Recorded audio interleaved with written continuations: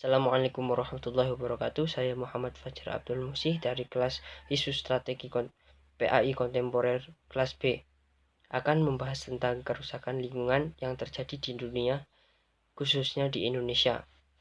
Manusia dan lingkungan merupakan dua kata yang tidak dapat dipisahkan. Keduanya saling mempengaruhi. Pengaruh alam terhadap manusia lebih bersifat pasif, sedangkan pengaruh manusia terhadap alam lebih bersifat aktif. Dalam pemenuhan kebutuhan hidupnya, aktivitas yang dilakukan manusia terhadap alam selalu menimbulkan kerusakan terhadap lingkungan itu sendiri.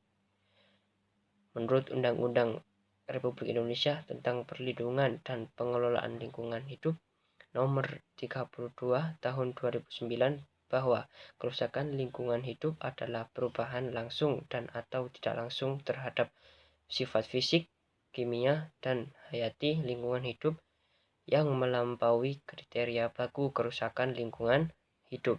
Sebagai makhluk hidup yang mempunyai kelebihan dari makhluk hidup lainnya, manusia mempunyai kemampuan eksploitatif terhadap alam, sehingga mampu merubah alam sesuai dengan apa yang diinginkannya.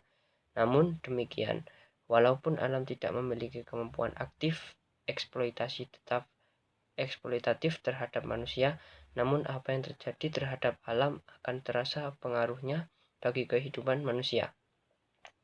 Oleh sebab itu, pengelolaan dan perlindungan lingkungan hidup harus sesuai dengan kaidah-kaidah lingkungan.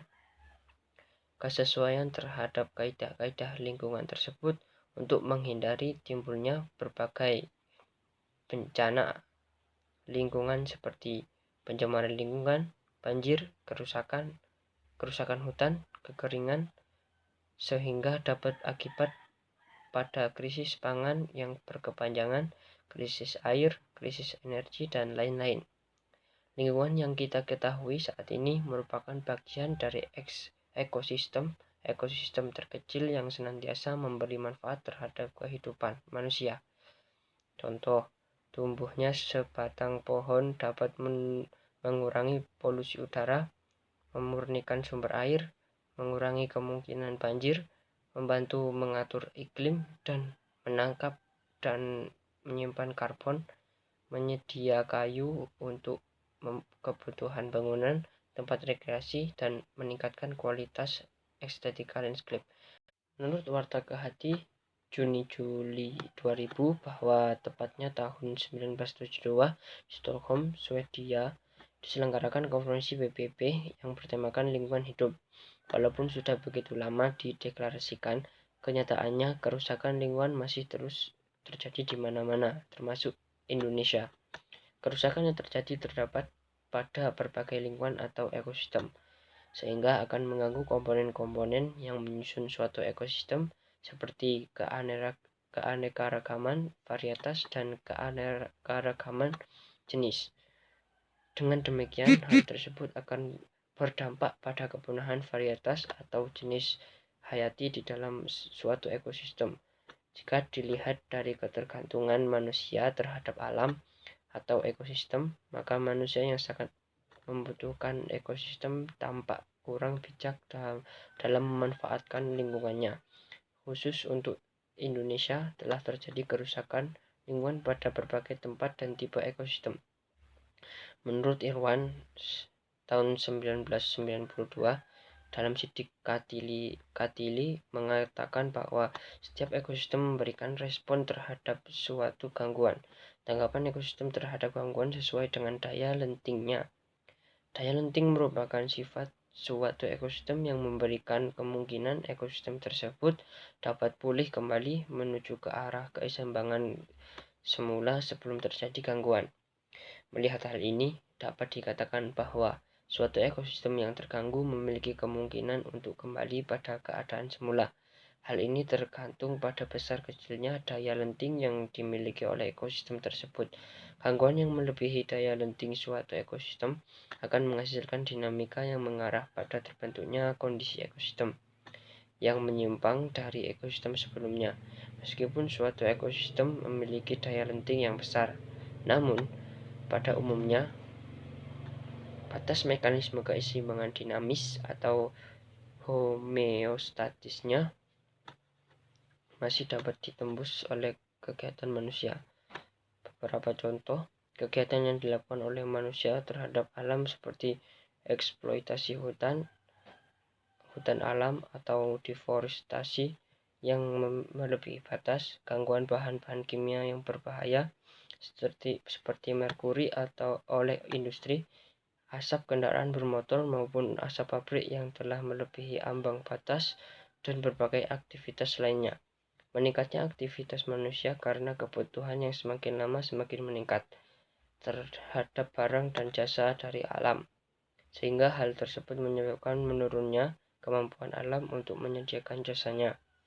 Kemampuan alam untuk menyediakan barang dan jasa tersebut dikenal dengan jasa ekosistem. Sejak tahun 1970, dunia mulai memberikan perhatian besar terhadap masalah lingkungan, seperti pembangunan berwawasan lingkungan guna menjaga kelangsungan hidup di muka bumi.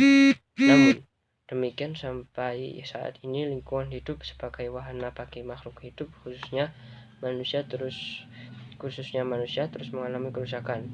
Lebih jauh dapat dikatakan bahwa perilaku manusia terhadap alam sangat tergantung bagaimana cara pandangannya terhadap alam itu sendiri. Jika alam dipandang sebagai hal yang penting dan menguntungkan bagi perilaku yang muncul adalah perilaku yang menghargai. Namun sebaliknya, jika tidak, maka perilaku yang muncul adalah perilaku yang merusak. Manusia memiliki cara pandang tersendiri terhadap alam. Cara pandang tersebut menjadi landasan bagi manusia untuk bertindak terhadap alam. Salah satu cara pandang manusia terhadap alam adalah antroposentrisme. Antroposentrisme adalah cara pandang yang menempatkan manusia sebagai pusat dari sistem alam semesta. Pandangan ini berisi pemikiran bahwa segala kebijakan yang diambil mengenai lingkungan hidup harus dinilai berdasarkan kepentingan manusia. Maka tidak heran jika fokus perhatian dalam pandangan ini terletak pada peningkatan kesejahteraan dan kebahagiaan manusia.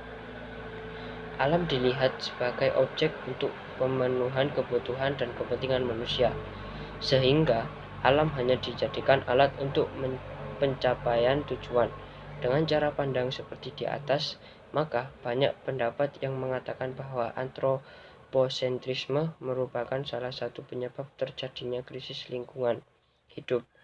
Pandangan seperti ini membuat manusia berani melakukan tindakan eksploitatif terhadap alam dengan menguras alam demi kesejahteraan hidupnya.